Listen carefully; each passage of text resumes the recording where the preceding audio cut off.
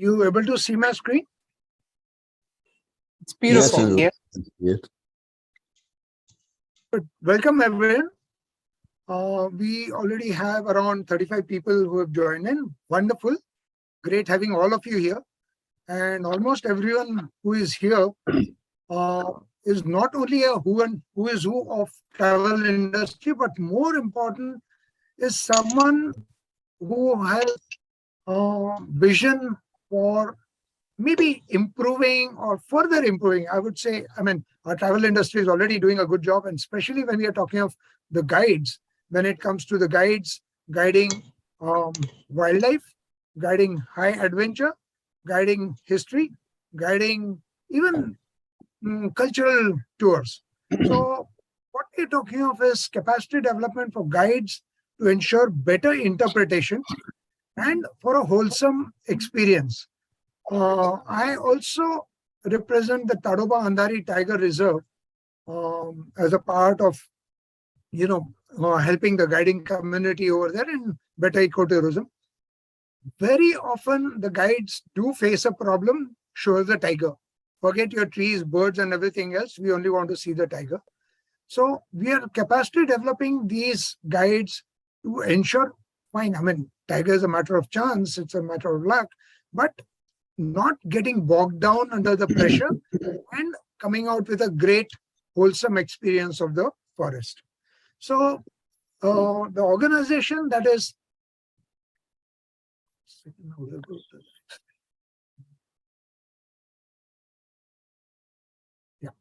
the organization that is hosting this webinar is TAPAS Group of the IUCN. TAPAS is Tourism and Protected Area Specialist Group. And the objective of TAPAS is very simple. It is advocating tourism which helps in enhancing the conservation. So tourism minus conservation does not work out. So tourism has to support conservation. That is when tourism would be successful. Along with that, a second point which is also equally important is the human beings. So looking at enhancing their own well-being, where it could be the guides, it could be the drivers, it could be the service providers, all of them, and the community itself. So their well-being, and of course, providing safe, inspiring educational opportunities and an environmentally, socio-culturally, and economically sustainable experience. So these are very, very important points that at TAPAS we are trying to project into the travel community. TAPAS is a part of the IUCN itself and the WCPA, the World Commission for Protected Areas, and as a part of the protected area conservation, we are saying that the tourism itself plays a very important role, and that is what we are talking of. At TAPAS, one of the most important thing is what we do is we share knowledge. There are lots of resources. I, in fact, invite all of you to become a member of the TAPAS. At the end of this presentation, I'll also be able to share the link which will help you become a member. Look forward to all of you joining the TAPAS family and helping make a difference worldwide across the globe. What we do is build capacity. Build capacity in the travel fraternity. It could be guides, it could be the guiding agencies, it could be resorts. All of these people together make a better tourism experience. So this is what we try and do.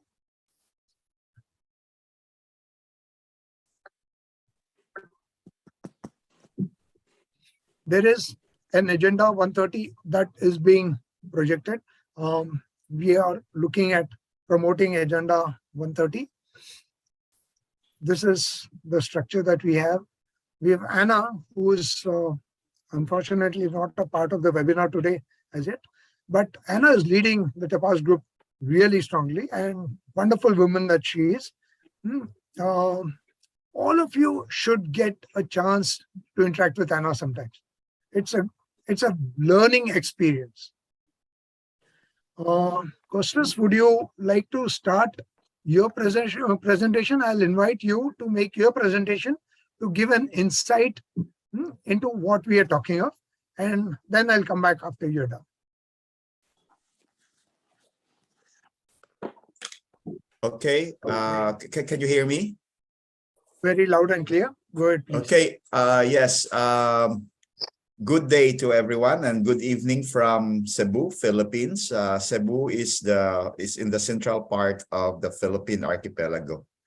Yeah, my presentation is all about capacity building for nature guides, and the title is From Fishers to Birders, because my work actually takes me to protected areas, especially seascapes in the Philippines. We're more than 7,000 islands, so our protected areas from the highlands to the islands are vast and they're beautiful. But of course, by and large, protected areas in the Philippines have communities living inside or within the fringes of the area.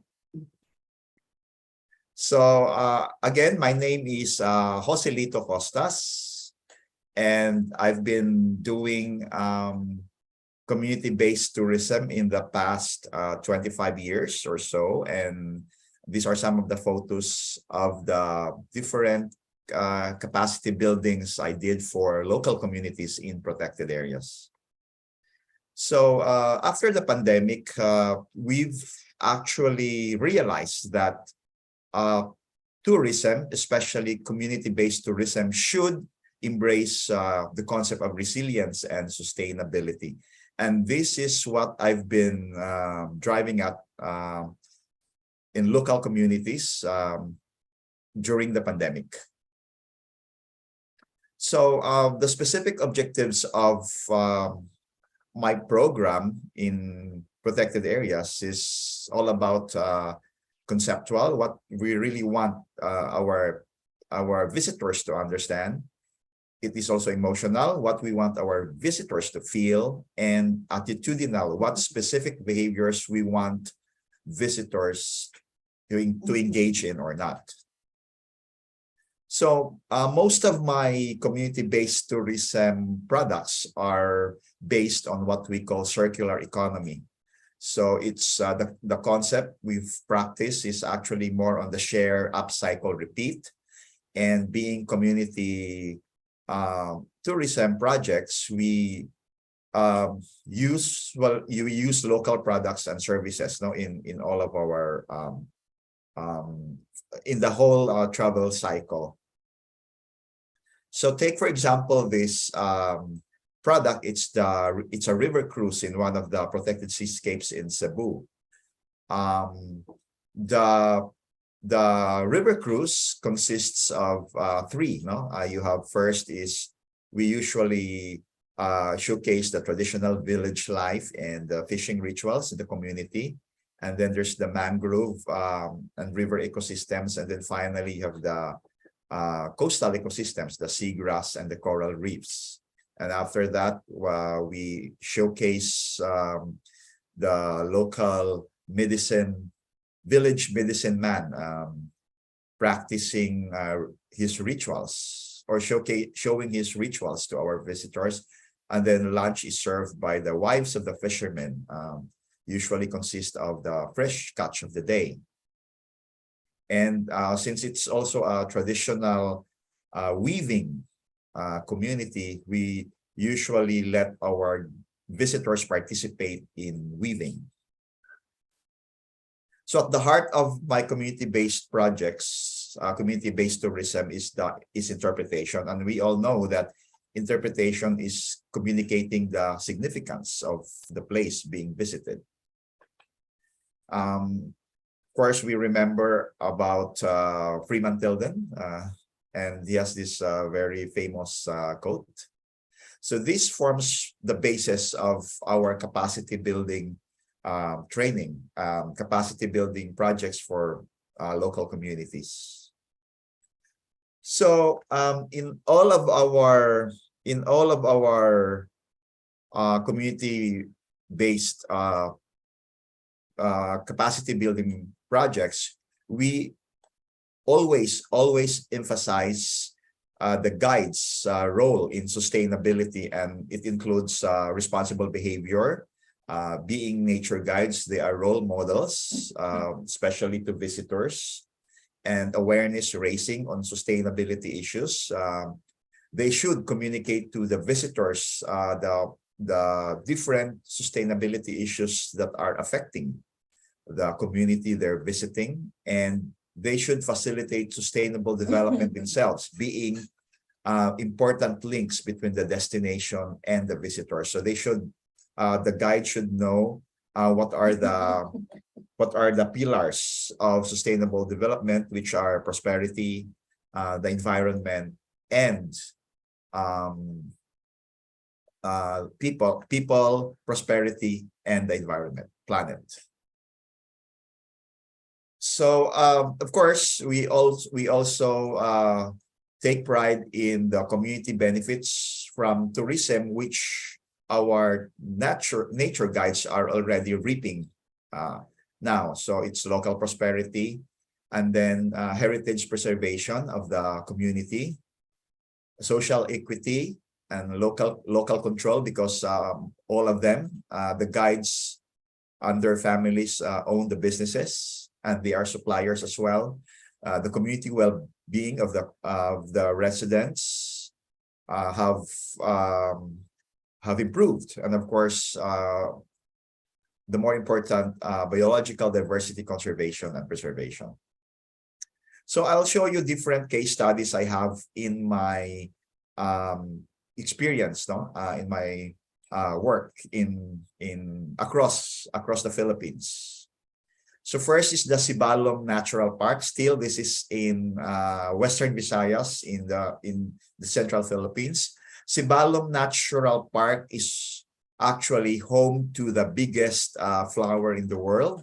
There's a species there. It's Rafflesia speciosa, and it also is home to the tallest flower in the world, the Amorphophilus, and as well as the two of the Philippines endangered birds, the Visayan hornbill and the bleeding heart pigeon, the photo on the right.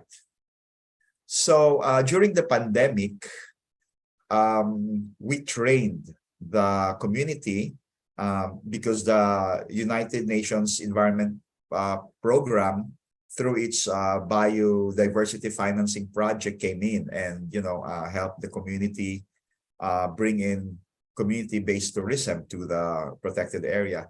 So when we do capacity building for nature guides, our first step is really let the community or let the nature guides know the place. Even though they live there, but there are other, say for example, stories that have long been forgotten, like for example, stories of their ancestors, forgotten recipes which could be developed into community-based culinary tourism.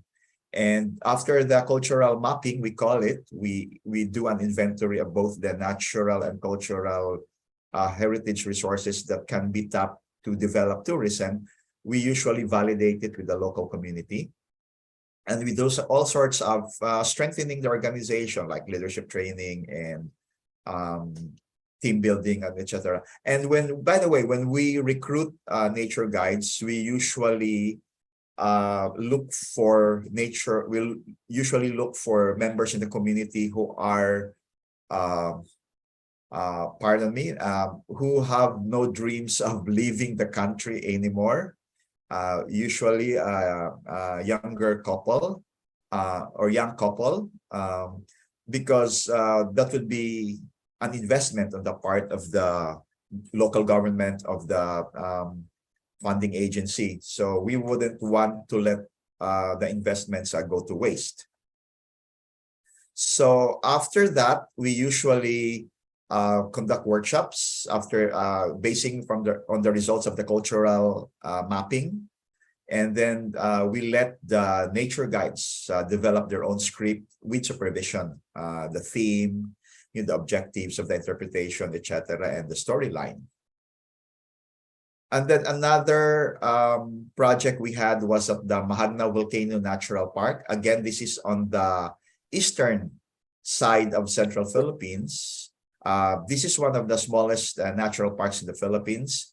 It has 3 lakes, numerous waterfalls, hot springs, cold springs, and forests. So what you see there are these outstanding landscapes, features. You see some what you call these waterfalls, mountains, mountain ranges, and even a volcano. And then you also have this different fauna. No, in fact, the lake harbors the Philippines' biggest population of the Philippine wild duck, which is endemic to the Philippines, of course. You also have the tarsier, which is the smallest, what you call this, primate in the world. Is it a primate? I'm not sure. No, but it's the smallest, no? And you have lemurs, and in fact, there was also a sighting of the Philippine eagle about 3 years ago, or that was before the pandemic. So we can really say that the natural park hosts outstanding biodiversity. So what we did is, again, we trained nature guides with the help of the academe. In fact, for example, we bring them to the lake, and we let them see and discover not just the biodiversity that we can see with our naked eyes, but we also let them see the microscopic underworld, the microscopic world, no, beneath the water and even in the water, like the different what you call this, microscopic organisms. And then we also do the cultural mapping to discover the different stories of the community. In fact, with the supervision of archaeologists from University of Guam and the University of Vietnam, we've discovered a lot of artifacts which pushed the community's history back to about 1,000 years. And of course, we also let the community guides help us in biodiversity monitoring, so that they themselves know the different threats and challenges on biodiversity conservation. So these are different photos of the activities in mapping, culinary mapping, and then heritage mapping, etc. And after that, we write the script with our supervision. They write the script with our supervision, and then we simulate the tours. So during the pandemic, we were able to launch Shinrin Yoko, or forest bathing, with the help of our women tour guides. And I emphasize here women, because the men, actually their husbands work as farmers, and some of them are laborers in the capital city of the province. So we work with women. In fact, if you look at the photos, when we constructed the stairs leading to one of the hot springs, we had women who constructed them, who constructed the stairway. You can see the photos there. So another project I had was at the Danahon Double Barrier Reef. I'm sure you're familiar with the Danahon Double Barrier Reef. It's one of the only, I think, 6 double barrier reefs in the entire planet. It's in central Philippines again. It's part, and one of the islands there, of the reef islands, is actually part of the Clarin group of islands wilderness area, which is also a protected area. And you can see different migratory birds there. There's a roosting site for bats, no, and mangroves. So we trained again this time, again women. No, we trained housewives because, as I've mentioned, wives and their sons, because the men work in the fields, or they work in the city as laborers or fishermen. So we also do cultural mapping with our supervision, and then we write the script, and we emphasize, because it's a seaside community with lots of seafood, so we emphasize community-based culinary tourism there, injecting the concept of integrated coastal resource management in order for them to continue their seafood tradition. And then another project is the Tanyon Strait Protected Seascape, which is the biggest marine protected area in the Philippines. It covers actually 3 provinces, Cebu, Negros Occidental, and Negros Oriental. And imagine, it straddles 298 villages. So it's quite challenging to actually draft a conservation master plan for the entire strait, which is declared entirely as a national seascape. But one of my projects there in one of the villages, which, by the way, modesty aside, won one of the best tourism villages in the world, no, in its first edition, accorded by the UNWTO last December 2021. This project also won awards from the UNEP, from ASEAN, Association of Southeast Asian Nations, and 3 PEAT award from the Green Destinations as one of the top 100 sustainable global destinations in the world. So there's a river there, which empties into the Tanyon Strait, and this is the project I was talking to a while ago when I showed the circular-based economy. It empties into the Tanyon Strait. It has a village by the river. The photo actually shows the facilities. No? So this is the beach of the village. So it has actually 6 species of dolphins, 17 species of mangroves, and a host of different Philippine birds, both endemic and native to the place. And again, this is a community of the fishermen. So the men here are active. They're actually fish wardens. They patrol 19-hectare marine sanctuary in the village. So we teach them how to do monitoring of their coastal resources, fish visual sensors, manta-tow method, etc. And we also teach them to inventory their own mangrove species and do bird guiding training. And we also document their cultural fishing rituals and traditions, and their food, and as well as their weaving, which is the traditional economic industry in the village. The village has 2 important landmarks, which they believe are, sacred to them, and we usually bring our visitors there, to showcase their community beliefs. And there is also a 19th century Spanish watchtower. We all know that the Philippines was for more than 300 years a colony of Spain. So we usually validate the data from the inventory back to the community, and we wrote the script with our supervision, and then we simulate the tours. And then by the time they know how to run their own tours, they handle orientation tours through mangrove ecosystem, beach ecosystem, seagrass ecosystem lectures, and the different challenges and issues the community is facing in terms of sustainability. So these are some of the guides. If you notice, those are mothers and sons, and even fathers and daughters, and couples. So these are some of the photos during the guiding, during the actual tour itself. And if you notice, our facilities are very friendly. They're made of organic, repurposed woods and bamboos, which is very common in the area.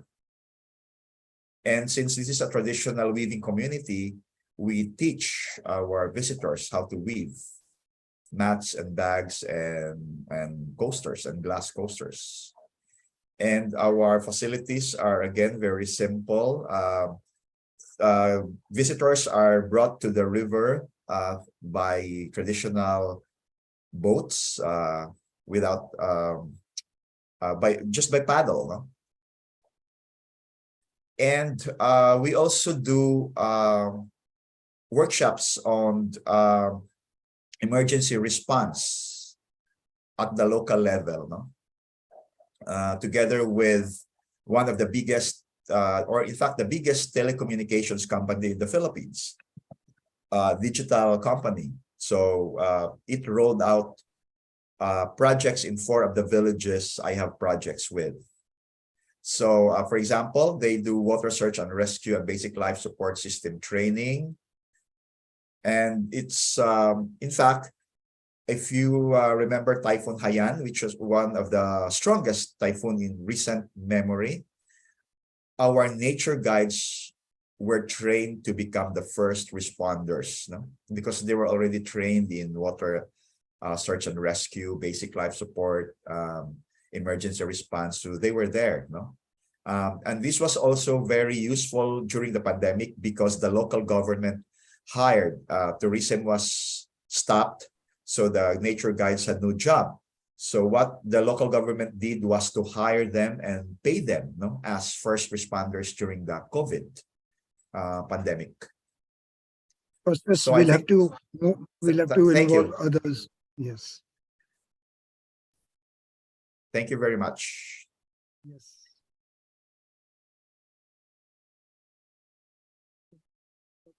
Please. Yeah. Costas, thank you so much. One thing I can assure you, I think most of us are going to plan a visit to your sites. Remarkable Sure. areas. And most important, they're all going to be taken around by your local people. Yes, And of who course. will Yes, share yes, amazing definitely. experience. Yes. Wonderful, I'll be around. wonderful. And I didn't want to introduce you before you started your talk, but I want to tell people that what Costas just presented is a part of the Tourism Inspire Awards for 2015, then 2016-17 among the top 100 sustainable global destinations, 2017 Asian Award for Best Community Group in Ecotourism. I mean, remarkable, remarkable. The kind of work that you've done with the local communities. I think most of us here on this group are people who are more interested in the local experiences. They're not interested in big rooms, TVs and fridges and all. I think the window should just open up into what you are showing in your area. Thank you so much, Costas. My pleasure. Does anyone have any questions for Costas before we go to the next round? Any questions for Costas? Okay, so what we'll do is we'll keep the later part reserved for Costas again, in case anyone has any questions. What we'll do now is we'll... Ani, Continue. they can also, they can put their questions in the chat in the Q&A. So at the bottom Wonderful. of your screen, you see Q&A, and we can address those at the end if you like. Yes, actually, I'm waiting for Q&A so that I can probably directly answer it. Wonderful. So now for everyone, you will be able to join with your questions. Put in the, if you look at down below, you have a Q&A and next to the chat, and you can join in from there.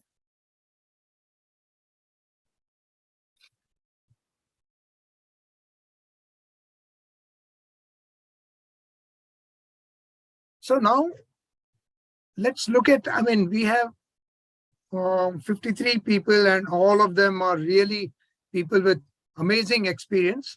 We'll now go on to what and why of capacity development. Incidentally, along with TAPAS, we have two amazing organizations which are a part of this program. One is the Responsible Tourism Society of India. Rakesh Mathurji is already there. And we also have the Adventure Tour Operators Association of India. So both these organizations take up a large responsibility for training and capacity building of their people, of the tourism related people. So wonderful having association with both these organizations. So when we are talking of training of our guides, what I'm going to do is I'm splitting this session into three parts. The first is the preparation for guiding. And I would like all of you to get in with your inputs in terms of how would you expect the guide to prepare. Something that Kostas again mentioned, risks on the field. How do you assess and mitigate them? And of course, culture, natural history, adventure, history, this kind of a training.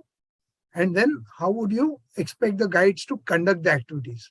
Now, I open the session to anyone who would like to give in your inputs on these four issues before we go on to the next issues. First and foremost is how do you want the guides to prepare for guiding? Because most of the times, as most Kostas showed, these guides come from local communities, and they come from areas which are tribal, which are communities which may not directly be from the city. So what happens is when you have someone from the city coming in a big car, they get scared. Somebody who is very well dressed up and all, they get even more scared. And if the person starts in India, if they start speaking in English, oh my God, people get very scared. So I'm throwing the session open to people. I have some 4 questions already.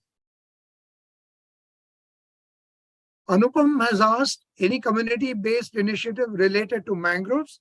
Anupam ji, Bhitarkanika as well as Sundarbans, both of them have very good community-based initiatives. I won't be able to name the organizations, but wherever I have been, at Bhitarkanika as well as in Sundarbans, I've seen very good work that the local community is doing towards conservation because they're benefiting from tourism. Shekhar Ranade has asked, Kostas, this is for you. You can come with the answer later. Know more about what type of disaster management training can be given to guides, because this is very important and worth implementing at all tourism destinations. And I'll answer it now or later. We'll keep it to later because we'll Okay. first work with I just wanted to know that we are reading people's questions. Yeah, I've answered some of them. Yes. The biggest challenge here I face is that local guide is language. They cannot read or speak English. Very true. Odisha tourism. Yes. Yes. Yugaprata, this is a big challenge almost everywhere. And what we are doing is in Tadoba, we said, they may not be able to fluently speak English, but if they can speak a local language or say Hindi as in India, and if they can put in words, like this is the ye abhi breeding season hai. The moment you put in a word of breeding season, the person across understands what you're talking of. So I know it's a very big challenge, but I think one of the solutions you might want to look into is how we can teach them English words. First, one more tools to assess the impact of community, assess the impact in the community that the nature guides are making. Any amazing questions that are coming up. What we'll do is we open the session up right now for people to tell us about their work that they're doing for preparing youngsters for guiding. It's all open. Sushil, would you like to start off? Hello, so thank you for the invitation. Am I audible? Very clear. Okay, thank you all for the invitation. First of all, I am currently working in Central India in 3 tiger reserves as a trainer. and a consultant, along with a few places in the Himalayas.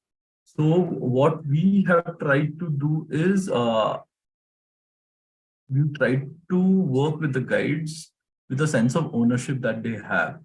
Basically, because a lot of them know the forest because they are from that region. But what happens is they are always, like Anisa said, they are intimidated by the influence of the tier one cities there. So first thing that we worked with is getting rid of that inhibition that they have, possibly by a mixture of language. Like one thing that we made very clear with them is they don't have to speak English fluently, but they can use and incorporate key English words into their local language, in most of the case, which is Hindi spoken here, so that the audience understands them. And sense of ownership, because now they are not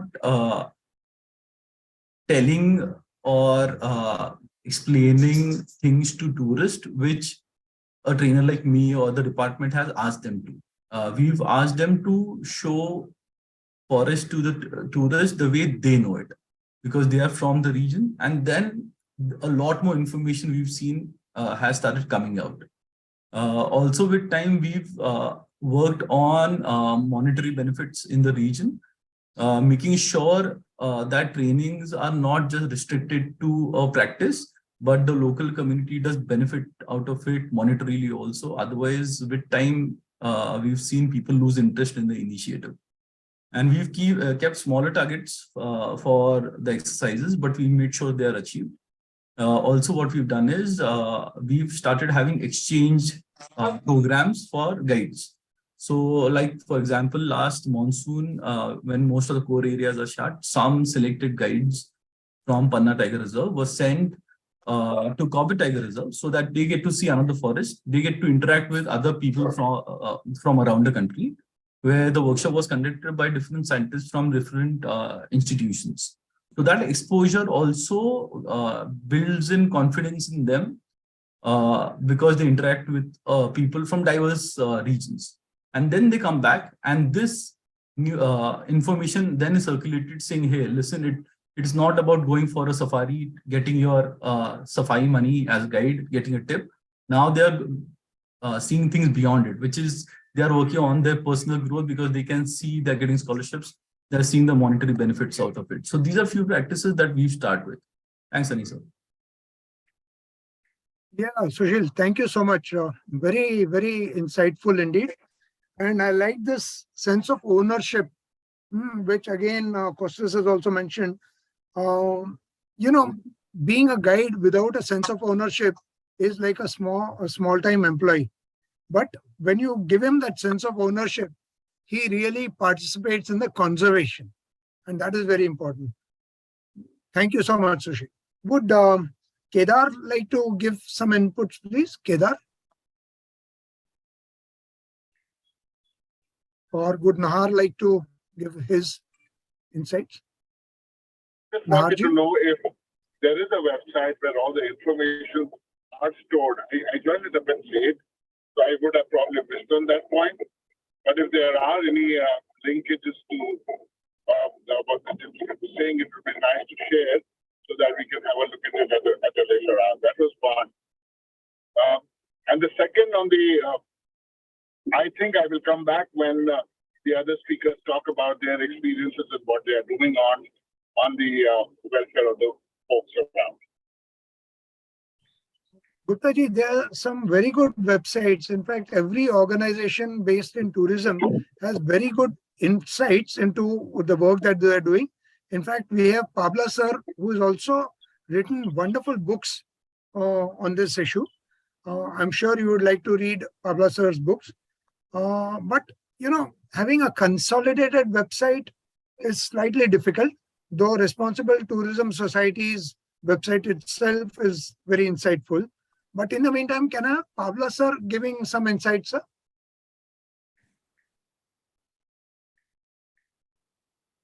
Okay, thank you, Anirudh. Before I say anything, I have a disclaimer that I'm not a tourism professional like all of you. I'm a plain and simple forester, wildlife management manager who perhaps along the way, discover that tourism can help in conservation. So when we realized long ago, somewhere towards the end of 80s, then until then we thought that tourism was some kind of a encumbrance, a burden on our parks, and we foresters had to take time out of our core duties of protection to deal with the tourists or engage with them. But then when this concept came around, that tourism can be helpful in conservation, not only by making people aware of what we have in nature, but also by generating resources, both for conservation directly as well as for the communities who are dependent on these resources. We started promoting tourism in our areas. Somewhere in 1991, I joined the Wildlife Institute of India as a faculty, and we had a discipline which was basically all park interpretation, and we were creating capacities in our institute for training tourism professionals. And we had an Indo-US collaborative project with the National Park Service, and experts from there used to come visit WII, and we used to have training programs for forest officers. And our faculty did go to US, visited several parks and saw their facilities, how they interpreted nature. And slowly we built our capacity there. Interestingly, we had our first brush with direct guide training in Panna somewhere in 92. Until then, guides were supposed to be basically route guides, or maybe just pointing out that is Samba, that is Cheetal, something, nothing more than that.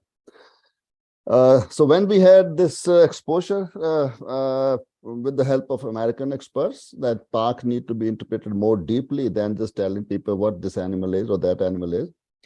So we had a little training program in Panna. We didn't have tourism at that time, by the way. So we wanted to promote tourism. So for tourism, we needed guides. What we did was that we had a 1-week training program for local boys. We got together a group of 10 boys from the villages around the park who had education at least up to matriculation. And 5 of us from the Wildlife Institute of India, including Americans, spent 1 full week with them in the park and try to kind of orient them towards how to become a guide.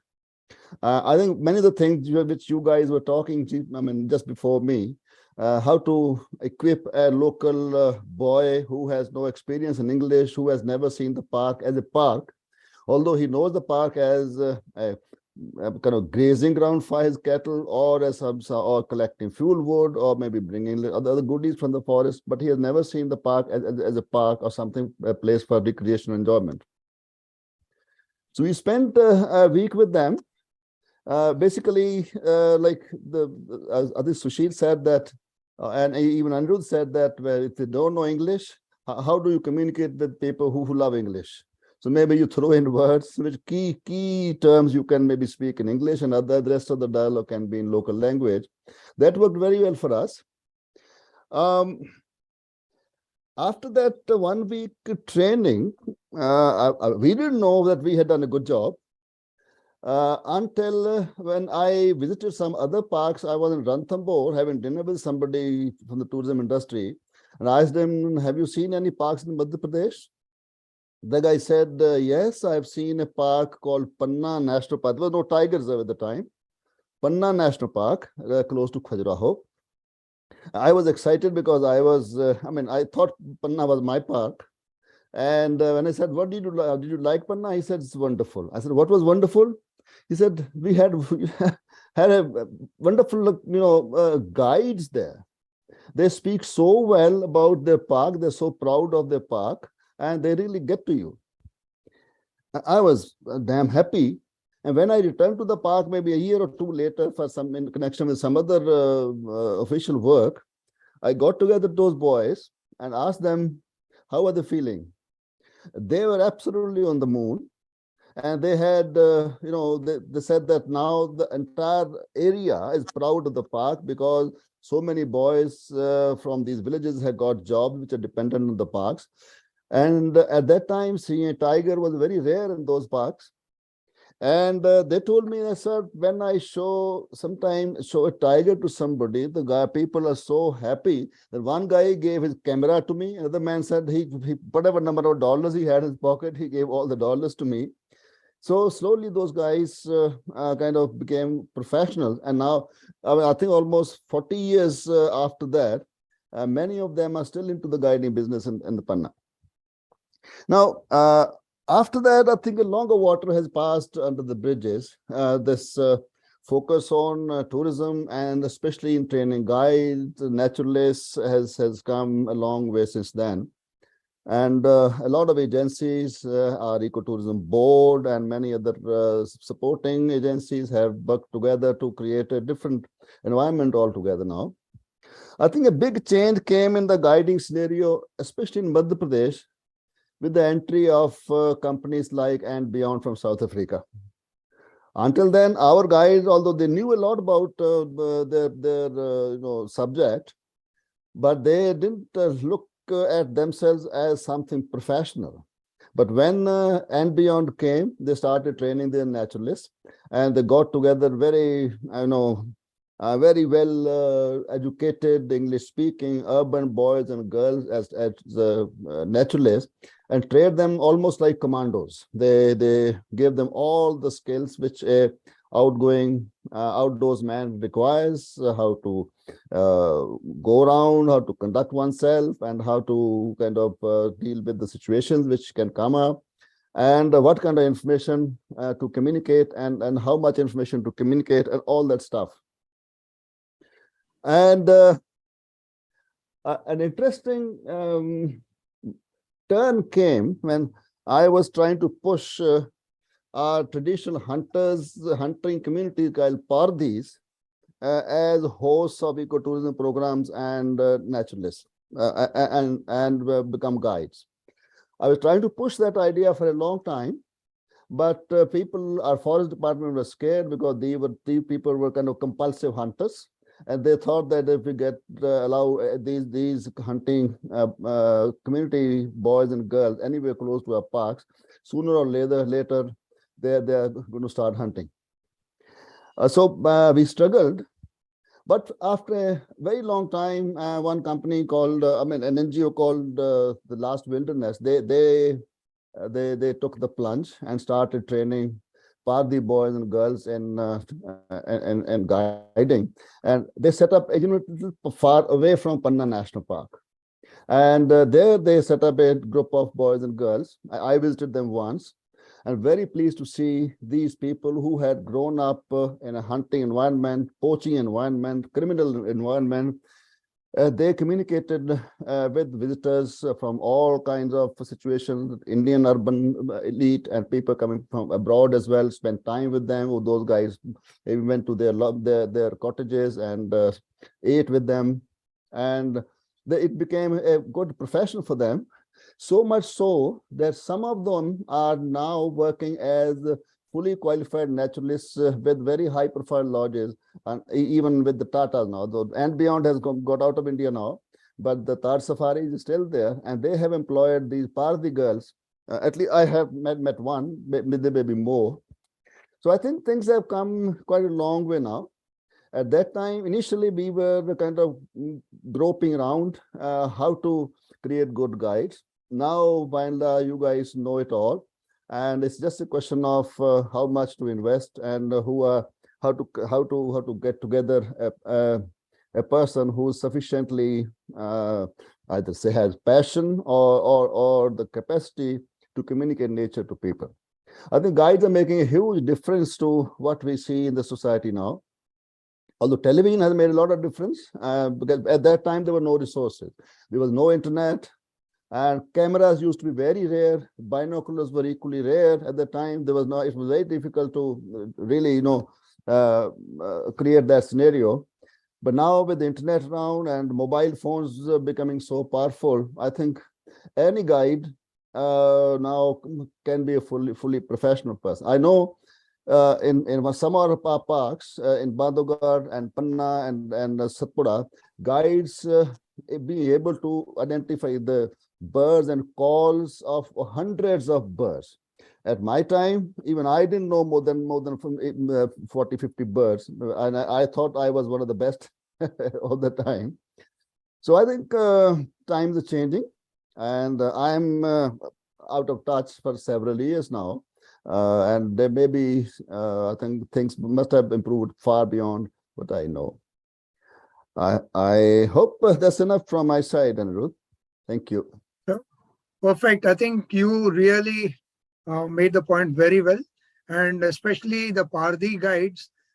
Two examples that I can think of: Pardi guides from Panna, and of course the Periyar example, where it is the vision. It is the vision that in both these places that you all gave, this vision that let's look beyond what they've been branded as criminals and look at partnering them and giving them livelihoods, because most of these places, as you all are aware, there are very few livelihoods. And in such a place, for that person to take a wrong turn in life is very easy. Thank you, sir. Perfect. Absolutely. Thank you. Pranab, would you like to share some views? Yeah, certainly. Thank you so much. It's so wonderful listening to all people here. And I'm so glad this session is turning out to be an eye-opener in many sense. Am I audible? Very much. Okay. I think with time and the kind of change the environment globally is going through, and of course the kind of demand that we see from our visitors and tourists now, the role of guides, I feel, is going to change, and it is already changing. In fact, Baboy Costas, he already mentioned about how the guides are turning, first responder in case of emergencies and disasters and things like that. And in fact, this is one area I thought I'll quickly touch upon. I see a gap area. I mean, of course, it varies from place to place, and there are parks and there are areas where guides are becoming more conscious about the risk assessment, and something that you have pointed out in your slide also, the risk assessment, understanding of the risk, and also preparedness to deal with any eventualities. That is something missing by and large, because I see as a country in India, it's the sense of risk is not built into our culture. I mean, of course, we know that this can be manageable. We know that this is very common for us, but something we should be able to also see it from a visitor's perspective. If an outsider's coming to my place, my park, I should be able to be prepared with, one is the briefing, which is very, very important, and something virtually missing in most places I go to. The safety briefing is missing because we do not have the understanding of risk assessment and something called emergency response plan, and based on which we prepare the briefing. And these are very, very critical areas which is missing. Of course, now organizations such as Adventure Tour Operators Association or our TSOI are trying to build in some guidelines around that area also. But by and large, that area is missing. And something I also came to realization very, very late, and until I started working for Earthwatch Institute, which is a very well-known global environment conservation organization, and it has been running science expeditions around the world. And there I could see how the risk is taken very, very seriously. I mean, this is almost everything they do is centered around assessing risk first. And something I think we'll have to also build into our culture. And when it comes to capacity development, and something we'll have to really, really work hard to be able to create a separate kind of a training module for people to be able to understand, assess risks from a very different perspective. This is not just about me as a guide, but it should be for the well-being of everyone around me, the people that I'm taking to the park, guiding them, showing the place. So this is one area I would like to highlight. And of course, and when I said the role of guides are tremendously changing, because guides also have a larger responsibility to create an awareness and sensitize people, visitors and tourists especially. And so in that context, they also need to have, apart from understanding, and which they do, have a better understanding about the place, the people, culture, the natural resources, wildlife, so on and so forth. But they also need to have now built in a set of understanding about the environmental challenges, the complexities of issues like climate change, how climate change is impacting the area, how people's behavior can positively or negatively impact the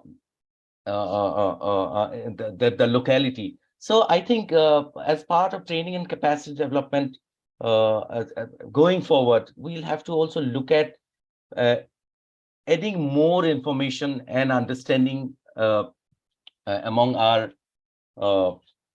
visitors on those areas as well.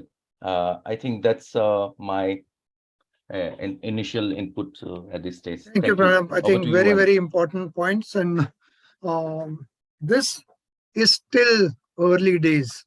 Lot more needs to be done. I see a very good question from Rhonda, Rhonda Green. Would you like to share this again? Intrinsic value of flora and fauna is there? Is it coming in the guides? Are we seeing it? In our area, yes, we are seeing it. One of the important, Tadoba has seen number of our wildlife. If you can look at tigers, from 2012, we were on about 20 tigers. Today, we have 115 tigers.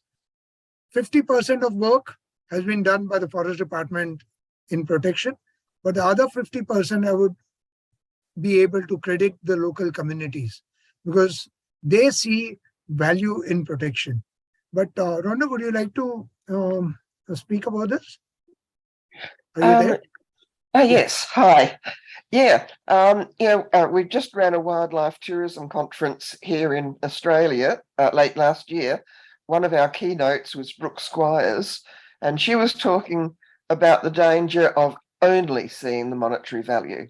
If the only reason to preserve the animals was monetary, they might ignore all the other conservation aspects and the other animals, the rest of the biodiversity, and just get too much of a almost exploitative attitude towards the animals. And yes, it's important that they conserve them for monetary reasons as well. But yeah, she works in Africa, and she tries to convey a real appreciation of the animals for their own sake and of the whole ecosystem beyond just the monetary value.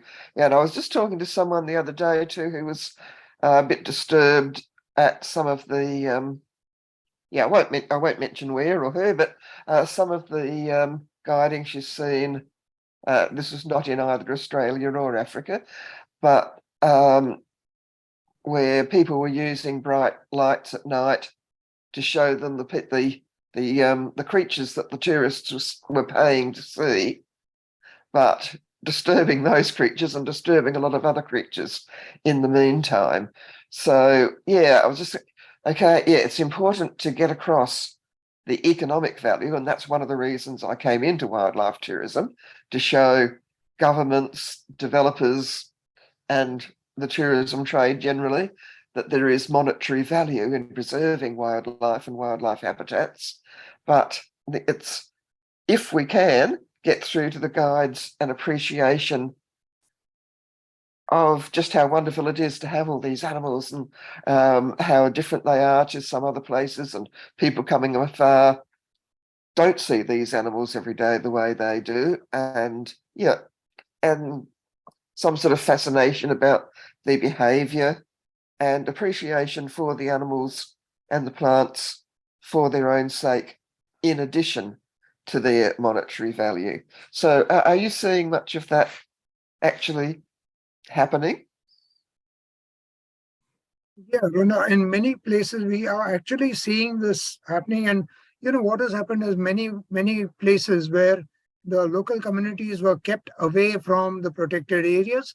Today, they see that they're becoming stakeholders, and there's that sense of ownership which is developing. Right. So yes, it's a very valid point that you've made. Very, very valid point. But it will also come with people developing a sense of ownership for that place when they believe that it's not just the money that is earned, it's also whatever is there that they're showing should remain forever, which is more important. And of course, Yeah. the point that you made about the night safaris, very, very true. And the kind of lights in many places that are being used are terrible. Very, very true. From Rhonda's talk, I would like to just connect to what Rakesh Mathur, Rakesh sent some very, very important points. When guides go about guiding people, often it happens that they are showing tigers, leopards, or if they are in the mountains, they would be showing this mountain, that pass. Or if they are historical guides, and they would be talking about the history. But very often the environmental do's and don'ts of every site is not considered important in guiding. This is something that we really, really need to bring into picture. Basics about disposal of plastics. So Hemant Suryanshi, a colleague of mine, mentioned he was in Gujarat, and at Gir Forest, it was amazing the kind of work that they were doing. They were ensuring that no bottles could be taken inside, and only the glass bottles. Many parks are doing that. But next to Gir, there is another place that Hemant went to called Girnar. And there they were throwing everything everywhere. They were carrying bottles, they were carrying all the chips and packets, and it was all getting littered. So yes, probably we are missing a guide in Girnar. And second, which is important, that the guide has to understand that he is an ambassador of that place. And Yes. if there's a field director, the field director cannot go and handle all the tourists, but the guide is with the tourists all the time. And that is where he can make a big difference. One more thing which Costas did mention, and which Rakesh Mathur also suggested very rightly.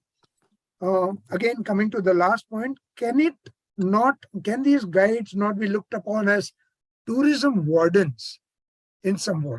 Tourism warden, where Rakeshji also said, if we can ensure that they get the power to penalize. I mean, that also could be done. But a tourism warden is not just penalizing, but at least stopping and educating anything wrong that is going on. So Rakeshji, thank you. I mean, very, very valid points. Yes, Rakesh, you've raised your hand. You can go ahead, sir. No, I'm just thanking you and that you've communicated my 2-3 very short, important or not. And I just want to say that I have to excuse myself. I have a medication time at 5 o'clock, but it's been a real pleasure listening to all the panelists who preceded just now. And let's hope we have more of these exchanges, which are very, very valuable. And of course, Dr. Pabla has always been greatly supportive. He's on the governing body of RTSOI. Thank you all. And it was great meeting you. I wish I could have continued, but I'll see you soon. Thank you so much. Rakesh, are you okay? Take care of yourself, Rakesh. I've just undergone vertebrae surgery. I see. I didn't know. Okay. Yeah. And we'll share the details some other time, but I'm on bed rest for 3 more weeks. So okay, get well soon. Wish the very best. Yeah, I'm at home. Call me anytime. Thank you. Okay, good. Okay. Thank all the best. You. Thank you, sir. Thank you. Bye, everybody. Bye. Bye. Yeah. Who would like to speak next? Would Naharji like to speak? Nahar, are you there?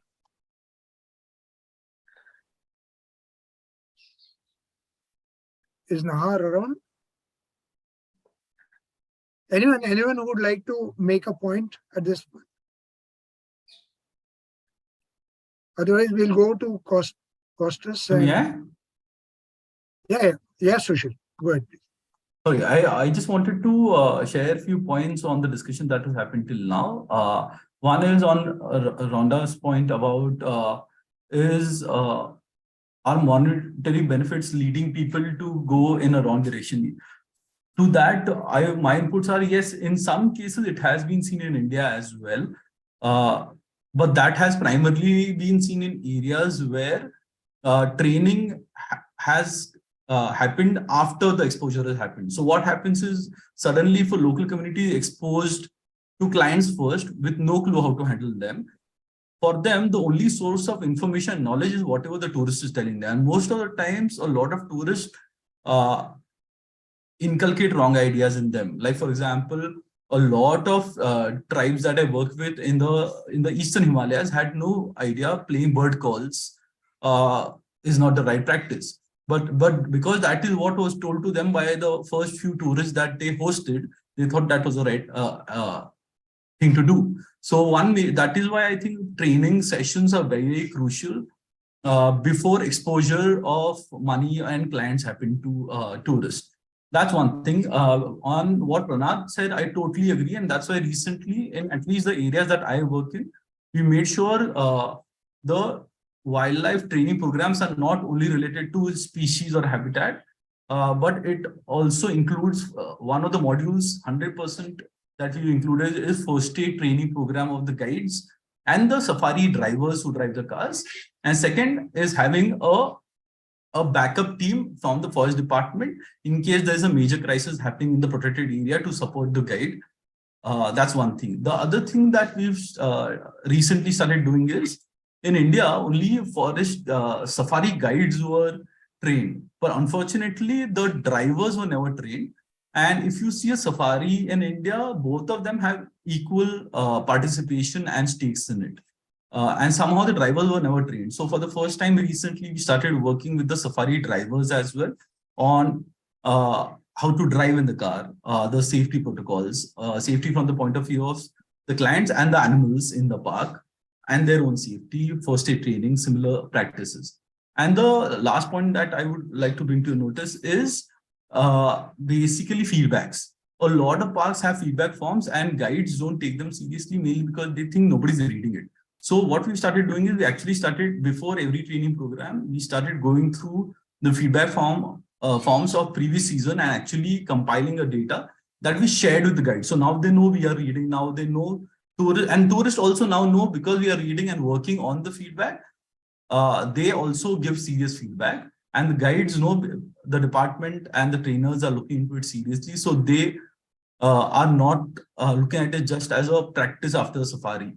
And what the other thing that we started doing recently is the feedback of the guides and the community stakeholders themselves. Because a lot of times the local communities or the guides, we never ask them what are their problems, what are they going through, and how can we make tourism a better practice in their region. So we've had some fantastic inputs coming in from them, including one of them was, like Anisa said, empowering them. So earlier, if we had some tourists misbehaving during the New Year's Eve after they were drunk, the guides had no power. But some places now, thanks to the participation of the department, the guides can take a stand if the tourist is misbehaving in the park and report it in the right way. And that actually has reflected in their behavior because now they know they are the part of the system and they are not just a means to take people around in the park. That's it. Thank you. Thank you, Sushil. Very well answered, in fact. Bhargavi Rava has put up 2 or 3 very nice issues. Bhargavi, are you there? Would you like to join in, please?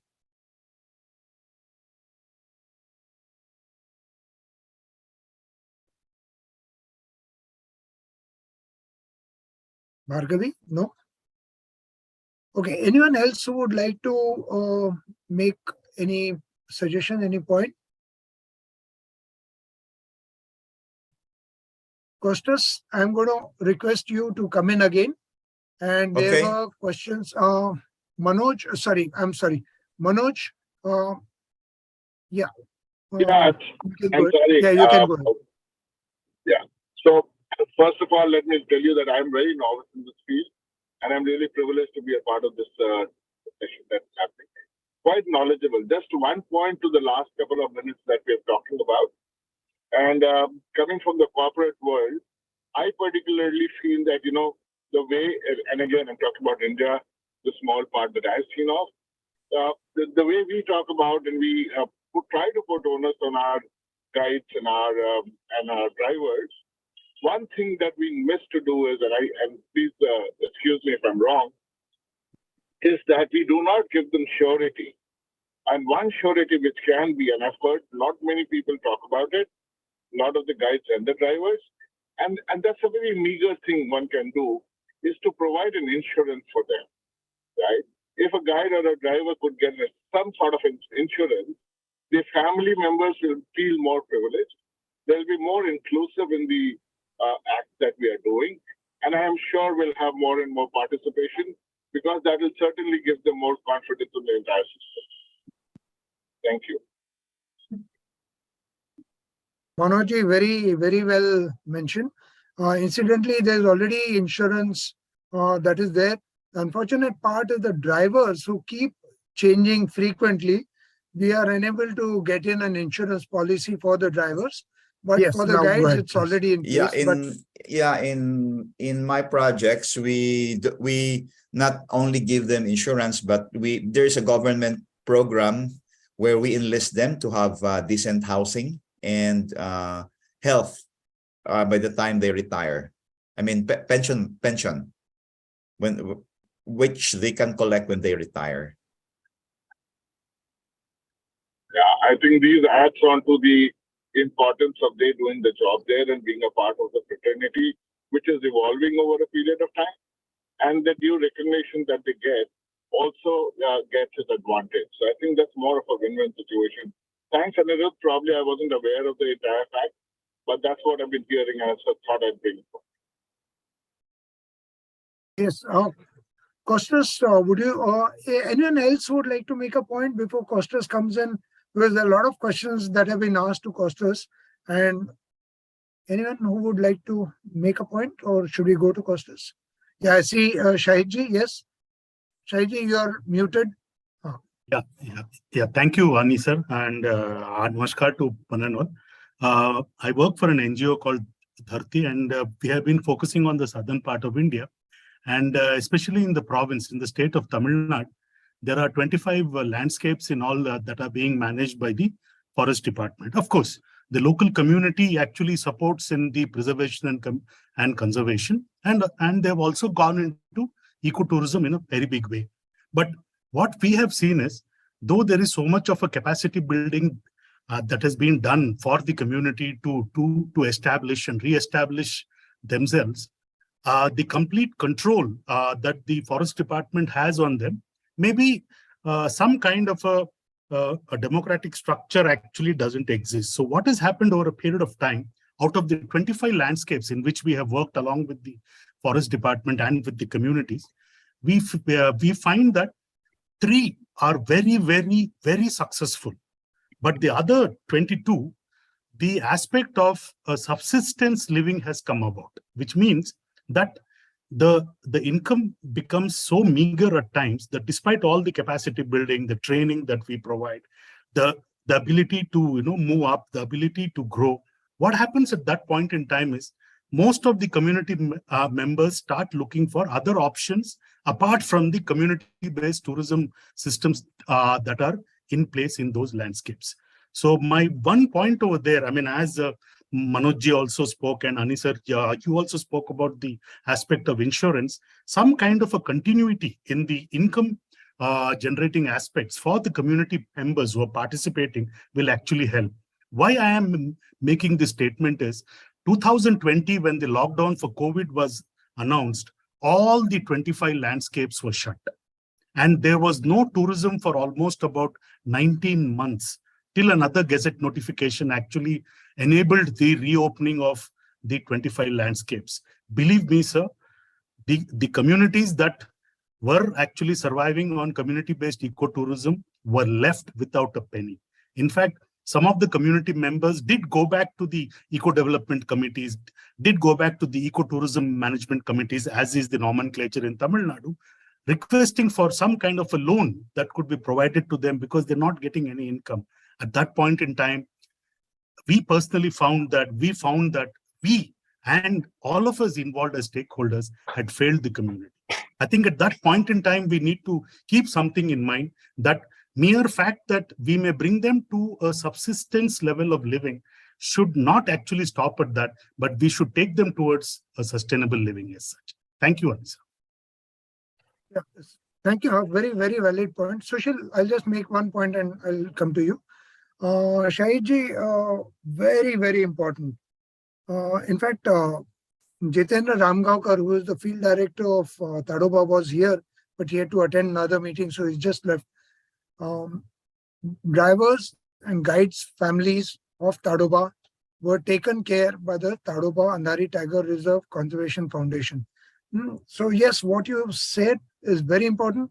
It also is the responsibility of the organization there to take care of people. In fact, we are also looking at one more issue. In most cases, our tourism is seasonal and the parks are closed for a particular period of time. We are trying to see how these guides and drivers can start earning livelihoods related to the forest department, related to conservation. But yes, very important point, Shahidji. Yeah, Sushil, your point? Yeah, sir. I would like to answer to Shahidji only. So that is where people like all of us and community like us needs to participate and work closely with the department, because what we did realize in COVID is a lot of local tourism started. So today, at least in Panna and Sanjay Dubri, what we do is in the off season where the core areas are shut, we have created a model where the core guides have a couple of options to still earn a living. One of them is actually working as forest guards for 3 months, because that is a time when where foot patrolling has to be done at the maximum effort. So we make sure whoever wants to volunteer is paid the same salary as a foot patrolling guard, and is allowed to work inside the core area as a guard for those days. The others who are a little more flamboyant and are confident about macro species and bird life and trees, we have created a bank of such guides that work with different resorts, because in the recent times we realized even in off-season resorts are functioning very well thanks to the local tourism that is happening. So we have 5 to 10 guides assigned per resort who can take people on walks and trails in off-season. And others who have a little more scientific inclination, we have put them in touch with scientific bodies to work as volunteers or junior research fellows or field staff for those off seasons. In fact, recently we are starting a project in Orissa itself, and 2 of the field staff is actually young boys who are from Panna Tiger Reserve going and working there. So I think we need to work on models to make sure they are safeguarded, because like you said, that is a very, very valid concern. Because if they're not continuously being safeguarded, then they do waver out and away from that model. Very, very valid. Thank you, Sushil. Very insightful also. I'm sure many others can take these examples home. True. Anyone else would like to make any point? Incidentally, I have put in a membership application, how you can become a member of TAPAS Group. I have put it in the chat. You can all copy that link and save it. Firsters, would you like to make a last point? Okay. Actually, just on the chat, I'm getting a message that chat is disabled. Might have to re-enable it first. No, but I saw your message. I shouldn't see why it is disabled. Yeah. Okay. Yeah, you have a chat Okay. like you were talking about Aboriginal dance. Is that correct? Yeah, That that was, was I in think, the in the Q&A, Q&A. not the chat. But yeah, Yeah. but I can see a message in the chat. maybe maybe the chat is only available to the panelists, not to the rest of us for I'm typing. not aware. It's okay. It's okay. We can type in the Q&A. Yeah. Yes, questions. All yours.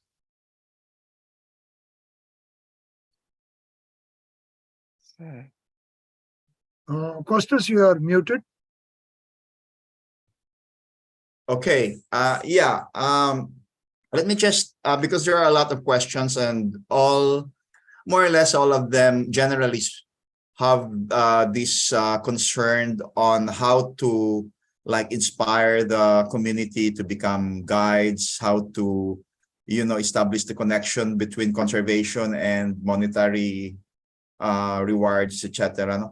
I'd like to make a point that community-based tourism, especially in protected areas, especially about ecotourism, it is really all about conservation, number one, of biodiversity and resources. Second is all about livelihood, but the real challenge is how to connect conservation efforts and livelihood, because if we want provide them with opportunities to like earn income for the communities, they will keep on destroying no matter what you say, no matter what you do, they will keep on destroying the environment where they live. So in my experience, I usually do first is you organize the community in such a way that they can really decide for their own future, decide for their own good. I'm not romanticizing, local communities, but the point is, it can be done. It can be done, especially in the Philippines, where we have. I'm not sure in other countries, but we have really a strong, based on our history, we really have a strong community organization history, mobilization of communities. And I think I also would like to drive home the point. I'm not sure if this is being practiced in some parts of the world, where you monetize the community's effort so that they really can see the monetary value of their efforts. For example, if you ask them to attend a meeting, community meeting, what I usually do is I usually put a value on the time they invested. Let's say if they attended a meeting 4 times in a month, and say it's a 4-hour meeting each. So in the Philippines, 4-hour meeting, 4-hour work means being paid for like 300 units, 300 pesos. So that would be 1,200 units of their effort invested into the project. So in that process, they will have to feel a real sense of ownership, because they are already have invested into the project. And number 2 is invest the tourism receipts back to the community in terms of feeding, in terms of scholarships, in terms of insurance, in terms of etc. My real problem now is not really on that. My real problem is concerned on intergenerational sustainability, because most of the community members having this newfangled prosperity, they're now able to send their children to college, graduating as professionals, lured to work in the cities. So my next concern will be how to sustain, that's the challenge, the intergenerational sustainability, how their children won't be leaving home in order to work in the big cities, because they now have this education. They're now educated from the money, from the monetary reward they got in protecting the environment, in community-based tourism. But that's another story. Thank you.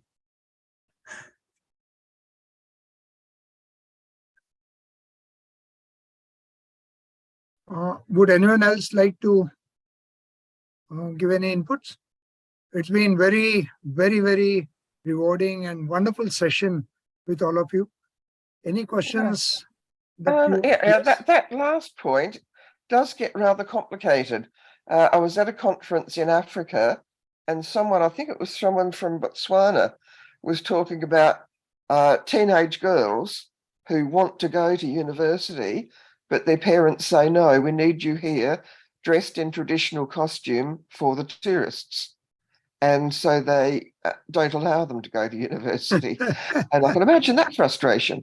So I don't know how we find the solution and the balance, but if there are rewards for people that go to the university but still come back and work in their community, that would be ideal. But of course, that's going to have its own complexity in every situation. Yes, I see that happening everywhere, not only in tourism, but in most other fields where the youngsters, many youngsters who have aspirations and dreams for further education have to look after the family businesses also, household businesses. Yes, that happens, but very true. What is the point that I take from you is people want to study and study more. And that's a very, very interesting insight indeed. Very important. Anyone else who would like to make a point? Yeah, Anirudh, can I say a few words? yes, sir. All yours. Yeah, Anirudh, I just wanted to know from you guys whether it will be good or possible to create some kind of a certification organization, either the state level or the central level, which takes care of capacity building of guides and other people who service the tourism industry, and also certify them. When I was in service, when we started pushing tourism in Madhya Pradesh, we did have a system of grading guide as guide level 1, guide level 2, naturalist 1, naturalist 2, and we had a specific qualifications list of qualifications which each one of them have. Although we didn't get a lot of success with this idea because a lot of guides were not interested in taking these examinations, and some of them, and in many cases, even the visitors were not interested in getting a guide who had to be paid a little more than the others. But as in many other countries, especially remember in South Africa, nobody can become a park guide without having a certificate from a central organization, which is kind of an association of guides and naturalists. Similarly, maybe we should consider now because we have come a long way since the tourism started in our parks, and many parks are doing very good job of promoting tourism, and some of them are even overcrowded. So maybe it will be a good idea to consider somehow setting up an organization which looks after the welfare of guides and other gypsy drivers and others or naturalists. At the same time, also ensures that sufficient quality is available at the field, depending upon how qualified you are and what kind of clients you can service. Thank you. Professor, among the participants, we have Sunita Badorji. And Sunita Badorji is from Skill India. And Sunita Badorji and I, we created a document on the guide training. And what they are doing as a part of the skilling, a part of the central government, they are trying to have a uniform syllabus across the country, though the specifics will vary from place to place. But what needs to be incorporated into the guide training has to be, things like first aid, things like what was discussed, crisis management. There are many issues across the guiding sector which are not taken care of. So, in fact, with Sunita Badorji at Skill India, we have created a document. I'll share that with you.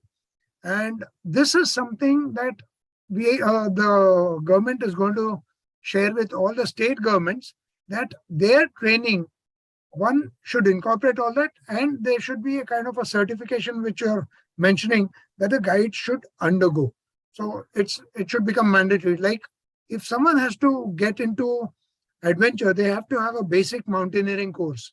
And simply on similar lines, we should be able to have a basic guiding course, which is all encompassing and not just plants and birds and butterflies. Right. Sunita ji, would you like to share something? Yeah, Sunita ji. Yes, sir. Good afternoon, sir. Good afternoon, everyone out here. Good evening, rather, everyone here. So, yes, so I'm from a Tourism and Hospitality Skill Council. We come under Ministry of Skill Development and Entrepreneurship. And we have 19 such, even rather 20 such specific qualification pertaining to the adventure tourism.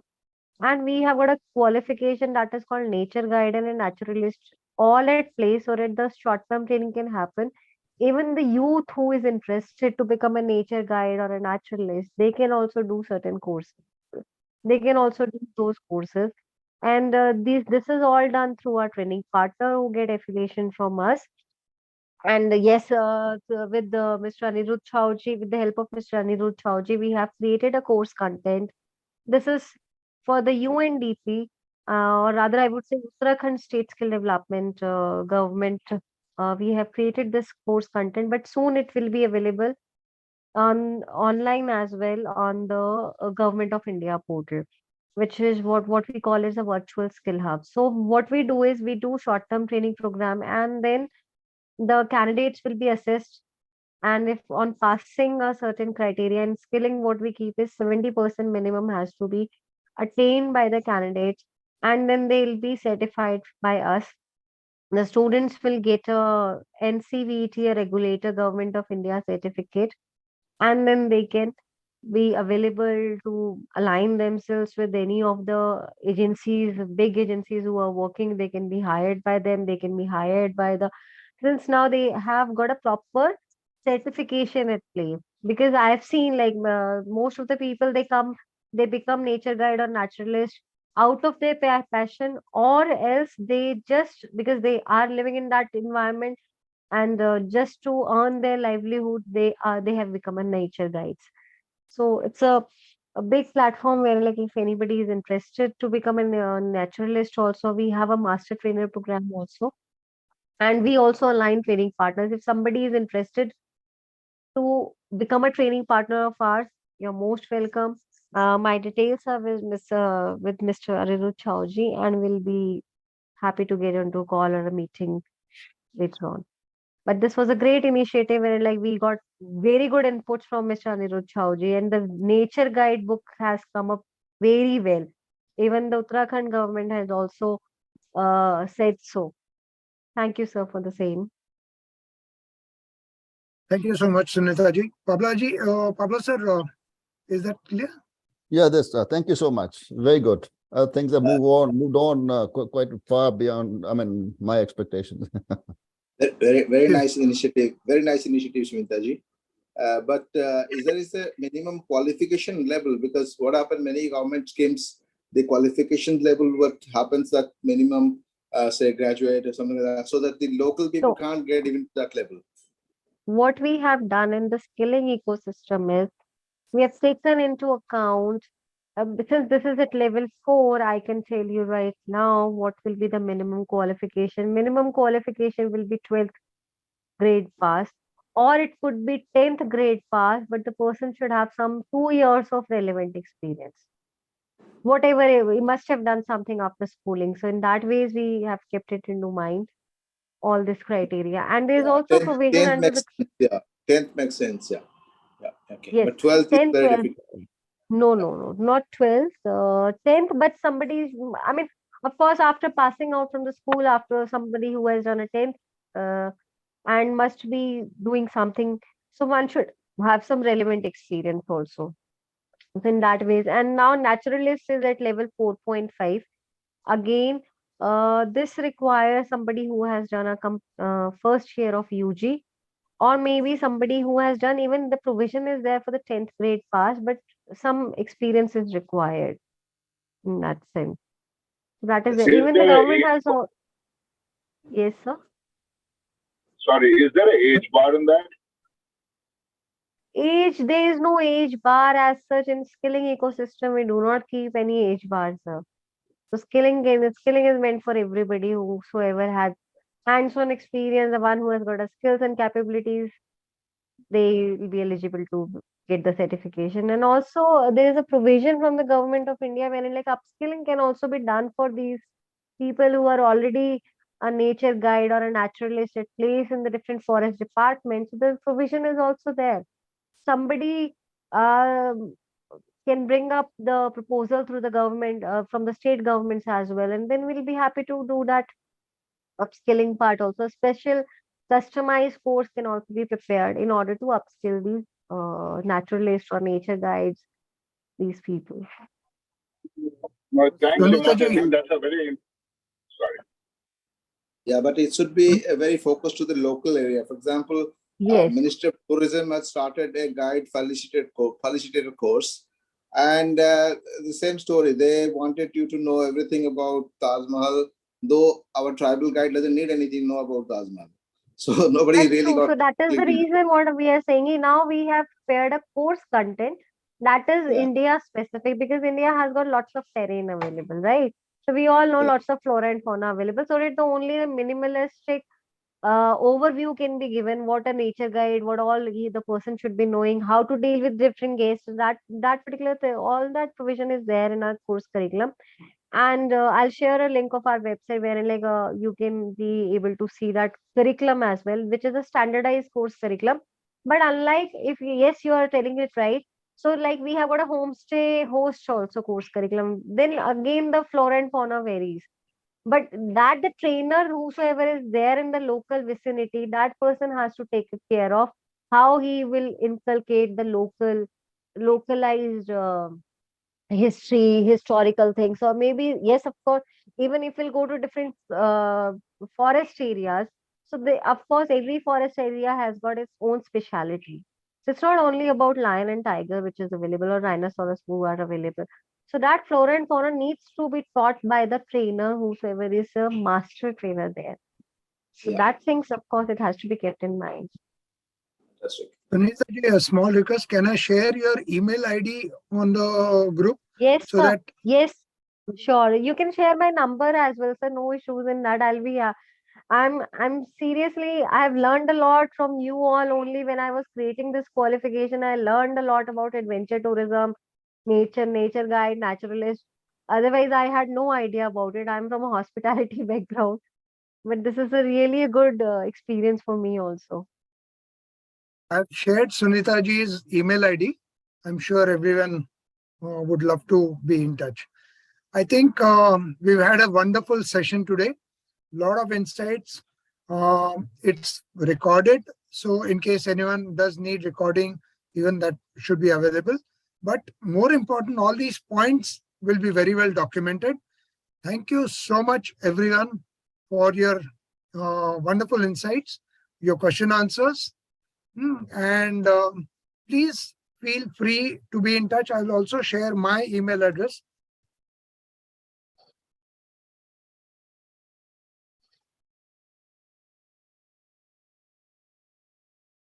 So please feel free to be in touch.